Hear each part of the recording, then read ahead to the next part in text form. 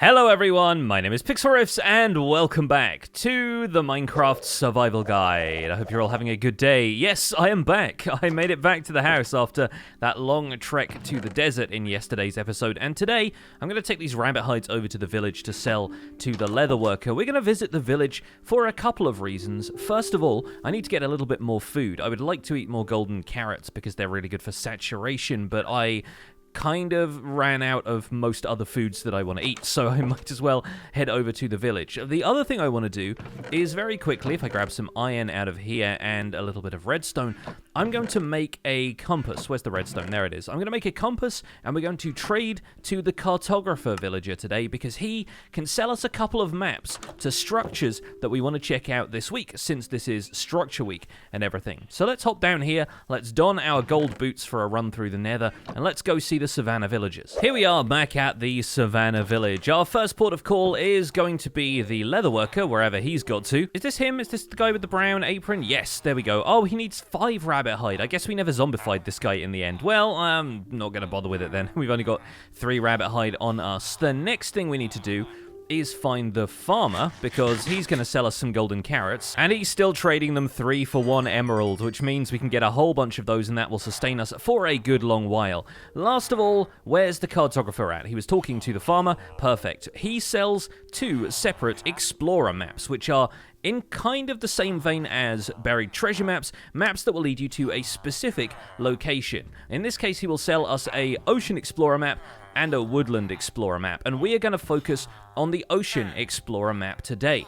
So when I grab this off of him, I can take a look at it in my hand in much the same way as another map, and in the left-hand corner there, in the bottom left-hand corner, you will see that there is a different kind of marking than a regular treasure map. It's kind of like a little turquoise helmet of sorts, and that is actually a marker indicating where an ocean monument is. And you might be wondering, wait a second, Pix, we found a couple of ocean monuments already. We've seen them out there in the ocean, and yes, we have, but I figured if you folks wanted to know where an ocean monument was and you hadn't encountered one just by casually browsing the oceans in your nearby vicinity, then knowing that the cartographer trades them is actually a pretty useful thing.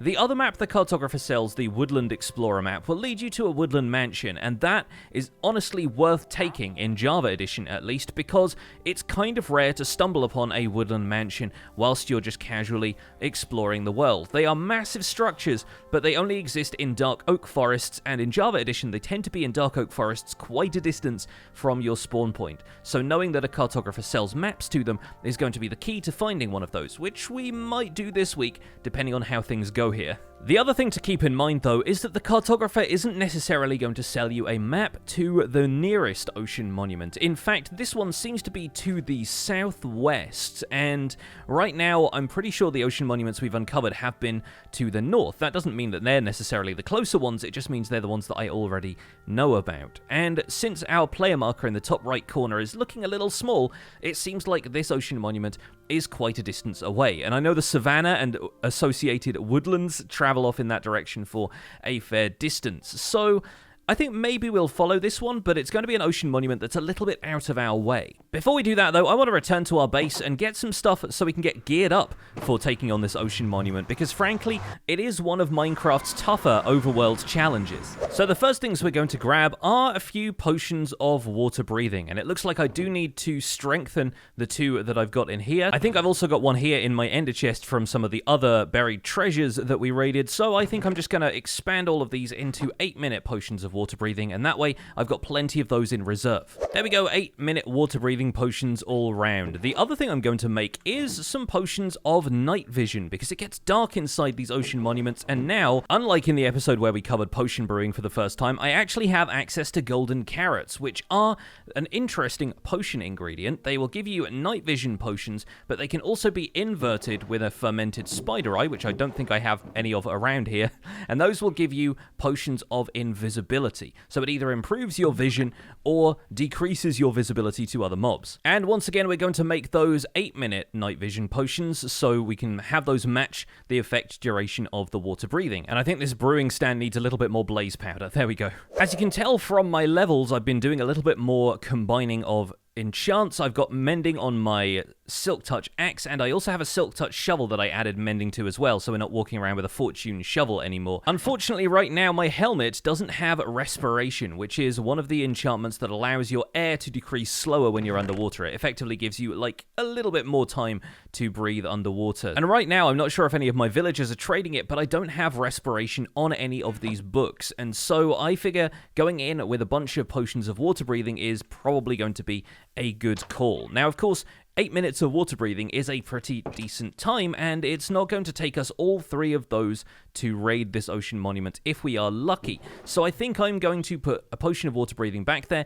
and just take 3 of each. That seems like a sensible number to have. One of the other things I'm going to take with me is a handful of doors, because they're very useful in Java Edition for creating underwater pockets of air to make sure that we can step into them and breathe if we need to. If we need to refresh our potions in a hurry, if our, water breathing potions are about to run out and for whatever reason we don't have any left, usually a good idea to bring a couple of doors with you just so it's not going to be the end of the world. And finally, I'm going to swap out my bucket of water for a bucket of milk for reasons that will become apparent once we end up in the ocean monument. Besides that, I'm going to make sure that my main boots have depth strider and that I'm using a sword that has sharpness and not smite or bane of arthropods, because these enemies we're about to fight will not be affected by anything other than sharpness or enchantments on a trident if you happen to have a trident already. But since we don't, the sword will probably be enough. We're going to head back through the Nether and we're going to go looking for this ocean monument.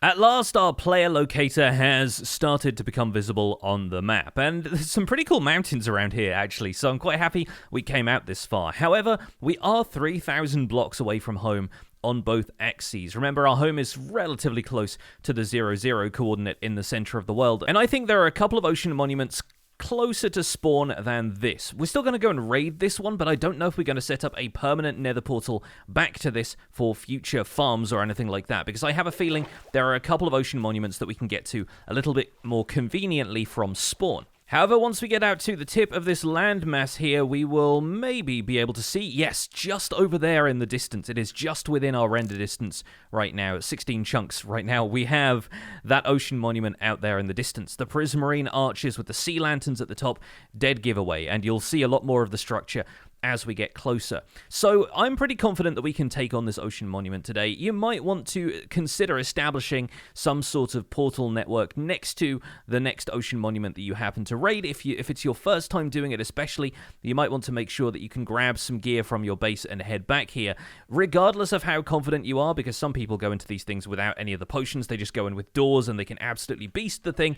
I think you should at least set your spawn point nearby. That way, if you have any issues inside the ocean monument and you end up dying, you can at least throw a boat down, head over to the monument, and hopefully swim back and get your stuff before all of it despawns. But with that done, there is no time like the present. Let's row over to this ocean monument and take a look. And once we get a little bit closer, we'll start to see a few of the native species to the ocean monument swimming up around it, ready to defend it. The Guardians, as they are called, are aquatic mobs, and these are kind of the first dangerous aquatic mob we've encountered aside from the drowned, and to some people the drowned don't necessarily even count because they are technically undead. That right there is a Guardian. Kind of fishy looking, kind of spiky looking, and they are kind of deadly, actually. If you end up around here with a lot of Guardians, it can be a little bit tricky to defend yourself because they will attack you at range with a laser kind of attack, and you can't block it with a shield. And there we go. That's the other thing I was waiting for, because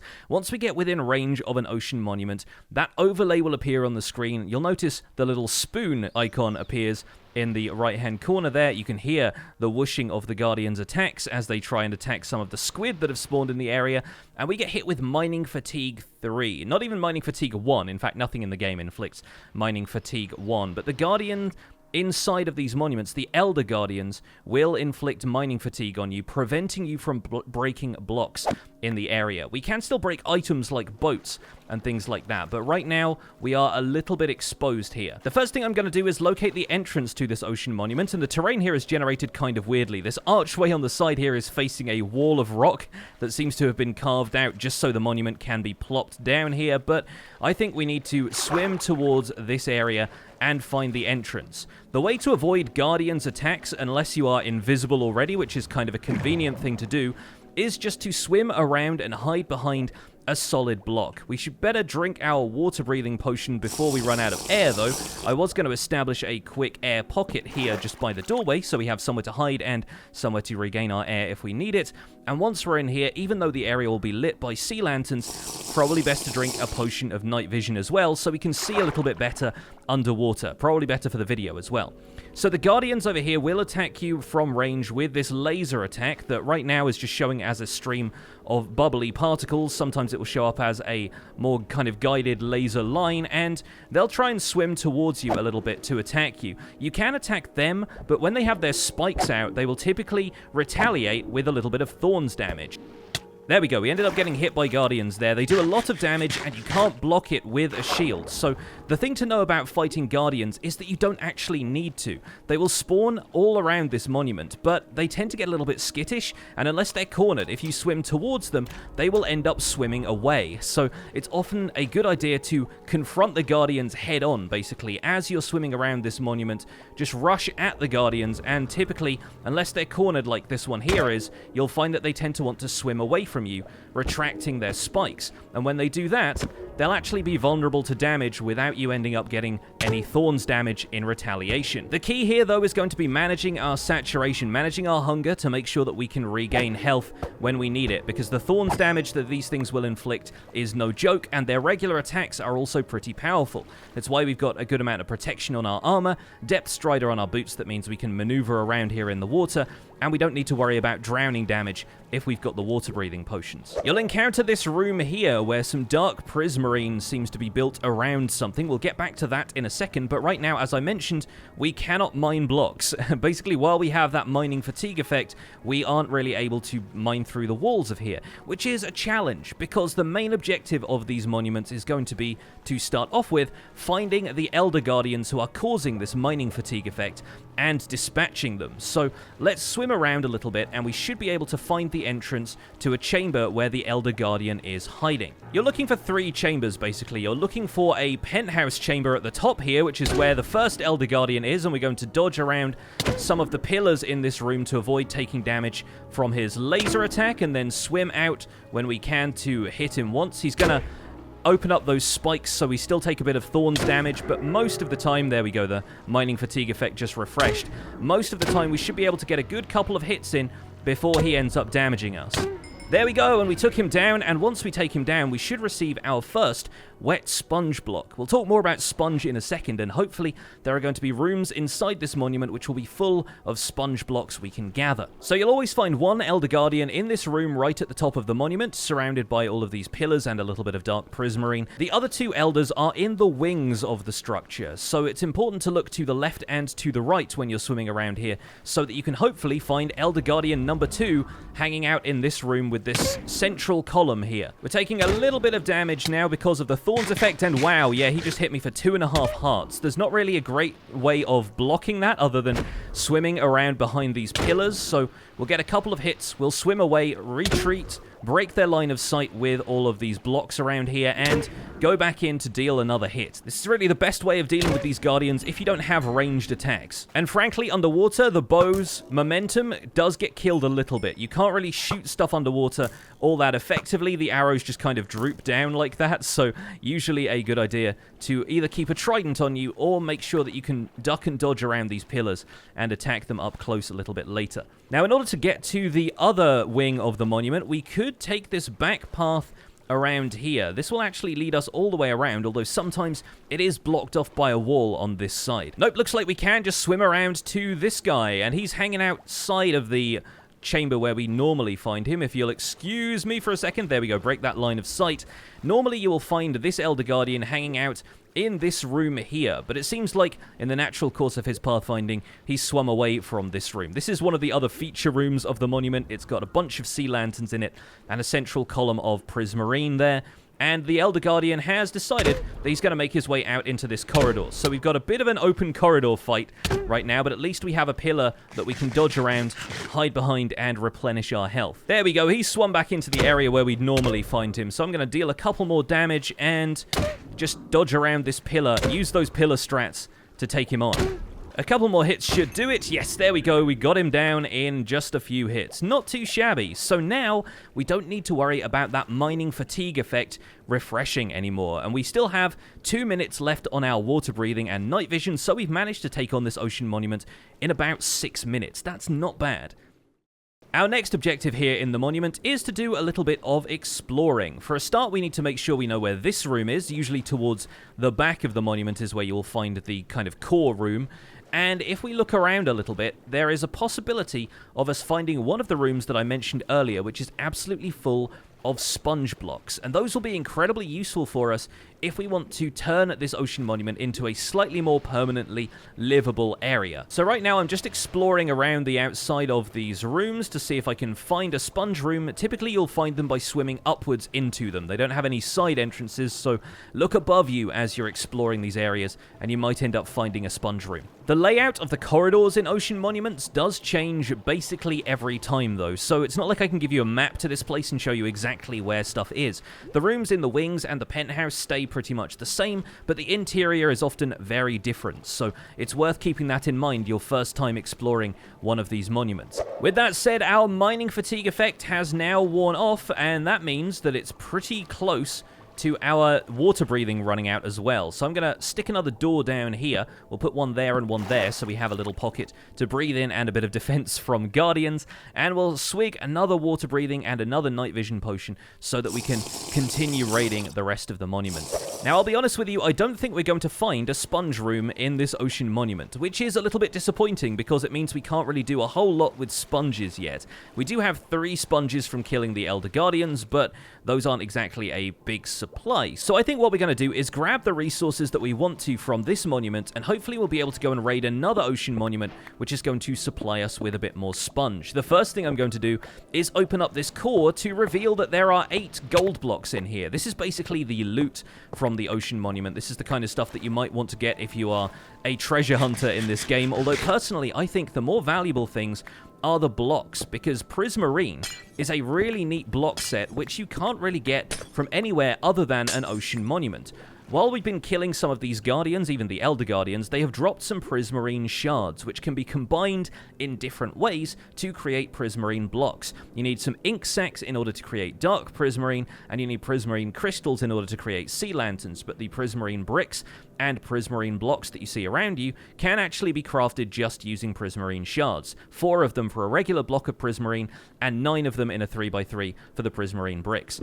I like to get as much of the dark Prismarine and sea lanterns as I can on my first visit to an ocean monument because I love building with these blocks. The sea lanterns make for very good, clean, like modern looking light sources, so they're often quite desirable, and you'll find that later on when we set up a guardian farm so we can end up getting some of these resources in greater supply, we'll end up prioritizing sea lanterns with a lot of the stuff that we end up crafting. And each of these rooms will have at least a couple of sea lanterns in them, so it's always good to rush around a monument once you're done taking care of the Elder Guardians, once you can break blocks again without fear of getting mining fatigue, and you can clear out all of the sea lanterns that you're able to find. Whilst dodging, you just keep moving around the rooms and you'll probably not have to run into too much issue with the Guardians themselves. Now, the reason we brought a bucket of milk with us in the first place was for that mining fatigue effect. Since we had about 2 minutes of mining fatigue left after the fight with the Elder Guardians, if you wanted to, you could drink a bucket of milk and dispel any potion effects that you had on you. That includes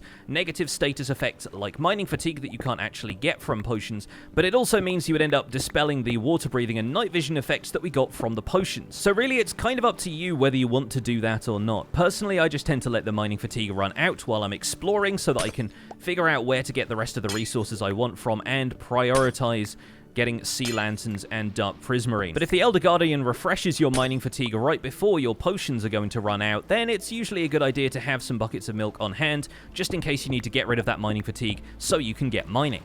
And I might have made this look easy, but for a first-timer, an ocean monument raid can be quite challenging. You're managing a lot of different things. You're swimming around. It's an environment that's not all that familiar. You've got to worry about how much air you've got. You've got to worry about the Guardians lasering you and attacking you with thorns whenever you retaliate, and it's a little bit tough finding those Elder Guardians when you're under a time limit. The one piece of advice I would give would be to not really worry about cornering and fighting every single Guardian, because they'll just end up respawning. You'll end up getting overwhelmed by them in some some spots. Frankly, just swimming towards them so that they retract their thorns, cancel their attacks, and run away is one of the most valuable strategies when dealing with one of these places, because you want to go for the Elder Guardians so that you can mine blocks in the area. You don't want to worry too much about everything else. 3 Elder Guardians will always spawn with an ocean monument. They appear on generation, and they are persistent, so they will never end up despawning if you go out of range. Whereas Guardians, of course, do despawn because they're effectively respawned in this area every time you get around here. They're basically just like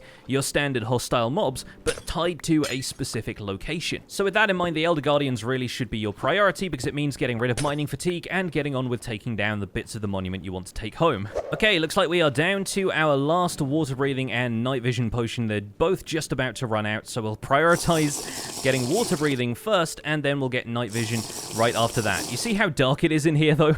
If we end up not having a night vision potion, it gets a little bit dim, especially now that we've started to take out most of the sea lanterns. So usually a good idea to have night vision just so you can see where you're going. So there might still be a couple of rooms here and there, and you might even want to try and dig through the ceiling in places to see if there are any hidden rooms further up. I think we've probably got everything we can out of this monument. We've got 4 minutes of water breathing and night vision left. We've got a decent amount of blocks in here. That's almost 3 full stacks of dark prismarine, and a stack and a half of sea lanterns is looking pretty good. I think it's probably time to make our way out, and you want to make sure that you've got a decent amount of water breathing and night vision before you do, just so that you can make sure you make it to the exit in time. But we'll grab the boat that we used to get in here, we'll swim up to the surface. A lot of Guardians will have congregated around the outside at this point, but now is probably the time to make our exit, and just swim away as quickly as you can. Use the boat if you need to get on top of the water and row away, and that's the ocean monument pretty much defeated. We managed to do quite well there, and with the night vision potion we can see a lot under the surface because it basically eliminates any shadows. So these are often good for looking for other landmarks here in the oceans if you're curious and want to see what's down there. So now that we're back on dry land, we might as well drink the bucket of milk to show it dispelling the potion effects. There we go. So we don't have the night vision or the water breathing anymore, but that's fine. We weren't going to use them on the trek home anyway, and I think we will head home at this point. I can briefly show you the crafting recipes for Prismarine will start to appear here in our crafting interface, and we don't have any ink sacks on us right now, but that's how you end up crafting dark Prismarine. And with sea lanterns, you need Prismarine crystals in a plus shape with Prismarine Shards on all of the corners. So we don't have enough for that right now, but we have a few of those from buried treasure that we could always use if we want to. There we go, got a little bit more space back in my inventory, and that's this ocean monument explored. Although I kind of want to go back to spawn and find one of those ocean monuments that I thought was a little bit closer in the Northern Ocean, because we still didn't find a sponge room inside of here, and I want to be able to do some cool stuff with sponges. So we'll bid farewell to this spot for now, take another last look at the mountains before we go, and head on back to spawn. Hey folks, welcome back. So it's raining now, but that's not a problem because we're going to be spending a bit of time underwater. Anyway, I'm going to row out this way, and I think I have found the closest ocean monument to our spawn point, which is just over here, I believe. Yep, there it is, fading into the render distance. It's only about 1900 blocks away from spawn in a northerly direction, which is not too bad, considering the other one was 3000 blocks out on both axes. So we've got a fresh set of potions, we've got a fresh bucket of milk, and I've dropped off everything else back at home. So I'm going to raid this ocean monument with the hope that it has a room full of sponges. Looks like our entrance is around the side over here. Yep, that's where all the light is coming from at least. And I'm going to drink my night vision and water breathing potions before I dive in this time, just for a little bit of security. I've only got a couple of doors on me this time. There we go. All right, now we should be able to make our way in here, and I'm going to try and swim a little quickly. We can, of course, swim underneath the legs of the monument here, and no Guardians should spawn underneath the monument, so this is a relatively safe space as long as they don't swim down here. And then we can hop up on the side, probably dodge these two who are just floating near the surface, and we're in. Okay, well this one immediately starts with a slight difference in the structure. We can go over to the right here, and we're not getting mining fatigue right away, which is a good thing because, oh, there it is. Okay, the Elder Guardian is right here, directly above us at the top of the monument. That's not too bad going. We can get a couple of hits in, but yet we're going to start taking damage, especially if I get stuck on blocks. Trying to play this one a little bit faster just so we can spend as much time exploring as possible, but that gave us an easy first Elder Guardian. Let's see if we can track down the second. Here is our core room right at the back of the monument, and I'm still looking around just in case there are any upward exits towards sponge rooms. But yeah, the Guardians have spotted me at this stage. No sign of any sponge rooms yet, but we also haven't explored the entire thing. Let's double back around here. Maybe, yes, there we go, finally. Okay, we have a sponge room at least, and that might be two side by side, actually. That's very good news. Let's take out the Elder Guardians at least, so that way we can actually collect some of the sponges. And here's Elder Guardian number 2 floating in the room with the pillar. There are, of course, a couple of other potions we could take if we wanted this to go a little faster. We could bring a potion of strength with us. I think strength 2 would provide a lot of extra damage against these Guardians, because we're hitting them with sharpness 4, but it's still a little bit hard to take them down. They do have a lot of health. I think to get to the other wing, we'll do what we did last time and swing around the back here, because that should connect us to the wing on the opposite side. And number 3 should be in here somewhere, unless he's swum off into a different chamber. It can happen. Sometimes they end up swimming up here behind the pillar, or they end up getting into the next room. So let's dodge around this pillar. It looks like, yeah, we got a big lad in here behind this pillar. This room has generated kind of weirdly, actually. That's that's neat. I don't see this very often. Yeah, the big column of dark prismarine in the middle here with the sea lanterns dotting it is not something that usually generates. I think it's just tried to generate the furniture for a couple of these rooms and has not had the best time of it. But there we go. We've taken down the Elder. We've got a couple more Guardians on us, but we can swipe at them a couple of times, grab what we can, and then return to those sponge rooms, because those are really going to be the focus for us here. So let's see, we need to go back to the core room, hang a right. I think we were going through here, and we looked up in this chamber. There was a sponge room, and in this one there was a sponge room as well. Okay, I popped a door down. We're going to wait for the mining fatigue to dispel, which should take a second or two, and then I need to open up my ender chest and see if I've left myself a hoe in here, or at least materials I can use to make a hoe. But you know what? We might fortune some of this deep slate diamond so I can get myself a hoe crafted up here, because one of the things we can do here is harvest sponges a lot faster if we have the appropriate tool, and it turns out that a hoe is the right tool to be carving up sponges with. And naturally this would be much more effective if we had efficiency, but compared to breaking it with your hands, a hoe is a much faster tool to harvest sponges with. Just like that, we've cleared out this room. Let's grab any more floating sponges up here near the ceiling, and let's head over to sponge room number 2, which was over in this direction. There we go, lots of sponge in here, very good. So we got a stack of sponges there, more or less. In fact, the 3 that we got from the previous monument will make that up to a full stack. So that's not the best, but it's also not too bad. And once again, I'm going to use the remaining time on my water breathing and night vision potions to take down all of the materials I like the most from this ocean monument. So we're going to grab the dark prismarine, we're going to take the sea lanterns with us, and hopefully those will sustain us for any future builds until we need to come back and make a proper guardian farm. Now, with our final water breathing and night vision potions wearing off, I've made my way back to the surface after a pretty successful looting run. We got more sea lanterns and dark prismarine from that monument than we did the last one, and we also came away with a bunch of wet sponge blocks. Now, we can turn those into dry sponge blocks if we want to, and I may as well demonstrate a couple of ways of doing that right here and right now. First of all, I'll need to dig up some stone from around here to make myself a furnace, but once we do, it's as simple as throwing the sponges into the item slot, throwing in a piece of fuel, and we'll be able to turn all of these sponges into dried sponges. And if you're wondering what the point is of that, it turns out sponges are a perfect way of getting rid of large quantities of water. They are incredibly powerful. They will actually drain a large area around them, and sometimes even drain water blocks which are not adjacent to them. So sometimes you need to be a little bit careful about where you're placing a sponge, but a sponge will turn into a wet sponge when it ends up drying up a large area like that.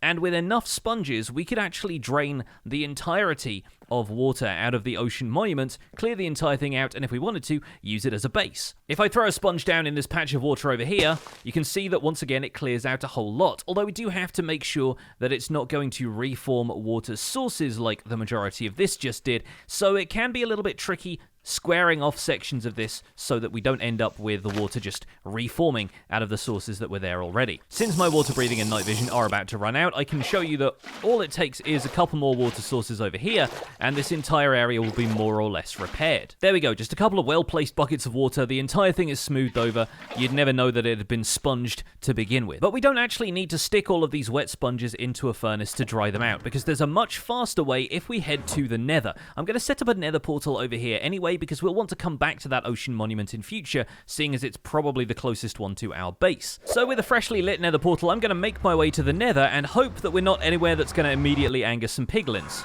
Nope, looks like we're in a soul sand valley. Okay, well thankfully a fairly sheltered portion of the soul sand valley, so I can show you what I'm talking about here. If we place down wet sponges in the Nether, since water cannot exist in the Nether, the sponges basically immediately dry out. And from there, of course, we can just harvest them again with a hoe, especially if it's an efficiency hoe, we can do that much quicker, and they'll just be dried out into regular old sponges again, ready to use to dry out a large area of water in the overworld. So frankly, we don't need to bother with furnaces at all we need to do is figure out a place that we can safely go and dry out these sponges in the Nether. And with that, all of the sponges are dry, and we'll be able to do a lot with sponges, just you wait. But you will have to wait a little bit longer, because that is where we're going to wrap up this episode of the Minecraft Survival Guide. 2 ocean monuments raided, a whole bunch of sponge collected, and even a few gold blocks for our trouble, not to mention all of the prismarine and the sea lanterns. Pretty successful raid, I think, and that's where we're going to say goodbye. Thank you so much for watching this episode of the Minecraft Survival Guide. My name has been Pixlriffs. Don't forget to leave a like on this video if you enjoyed it, subscribe if you want to see more, and I'll see you folks soon. Take care. Bye for now.